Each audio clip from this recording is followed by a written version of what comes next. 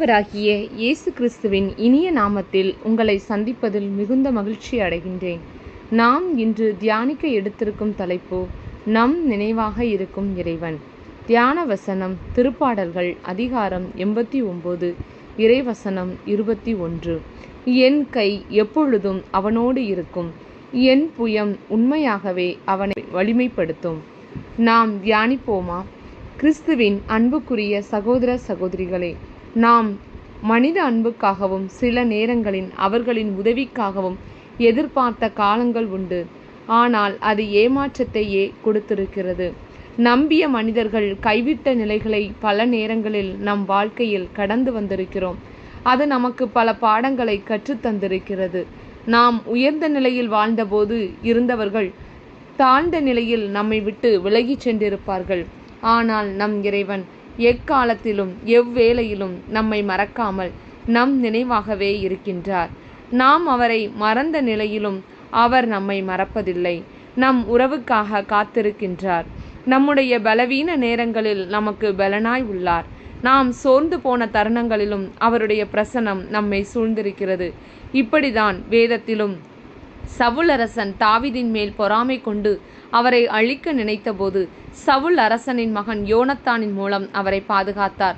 மேலும் தாவீது சோர்ந்து போன வேளையிலும் கூட ஆண்டவரது புயம் அவருக்கு வலிமை அளித்தது. காண்டாமிருகத்துக்கொத்த பலனை கொடுத்தது.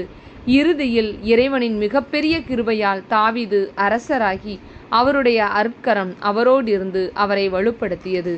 இதுபோலத்தான் நாமும் இறைவனுடன் இணைந்திருக்கும் போது அவருடைய அருட்கரம் நம்மோடிருந்து நம்மை வலுப்படுத்தும். ஓர் இளம் வயது பெண் கல்கத்தா நகரத்து வீதிகளிலே உள்ள கடைகளில் கையேந்தினாள். அப்பெண்மணிக்கு அது வழக்கமாகவே இருந்தது. ஒரு நாள் அவர் ஒரு கடைக்காரரிடம் கையேந்தினார். அவர் கண்டும் காணாமல் இருந்தார். மீண்டும் அப்பெண் கையேந்தினார். பொறுமை இழந்த கடைக்காரர் வாயில் மென்று கொண்டிருந்த எச்சிலை அப்பெண்ணின் கையில் துப்பினார். சற்றும் பொறுமை இழக்காத அப்பெண்மணி, இது நீங்கள் எனக்கு கொடுத்தது, இதோ பசியால் வாடும் குழந்தைகளுக்கு ஏதாவது உதவி செய்யுங்கள் என்றார். தான் செய்த தவற்றை எண்ணி மனம் வருந்தினார். பின்னர் அப்பெண்மணியை அழைத்து ஒரு பணமுடிப்பை தந்தார். அவர்தான் நம் அன்னை தெரசா. அவர் ஏழை மக்களின் நினைவாகவே இருந்த காரணத்தினால் அவர் அந்த அவமானத்தை கூட பெரிதாக எண்ணவில்லை.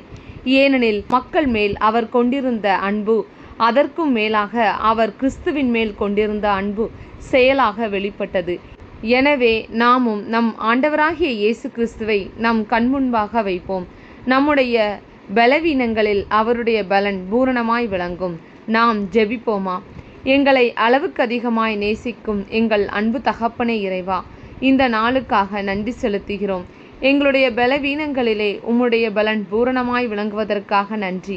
உம் கை எங்களோடு இருந்து வழிநடத்துவதற்காக நன்றி. எங்களுடைய கண்மலையும் கோட்டையுமாய் இருந்து எங்களை பாதுகாப்பதற்காக நன்றி. இந்த எளிய ஜெபத்தை இயேசு கிறிஸ்துவின் உன்னத நாமத்தில் ஒப்புக்கொடுத்து ஜெபிக்கிறோம் நல்ல பிதாவே, ஆமேன். இந்த நாள் இனிய நாளாக அமையட்டும். Praise the Lord.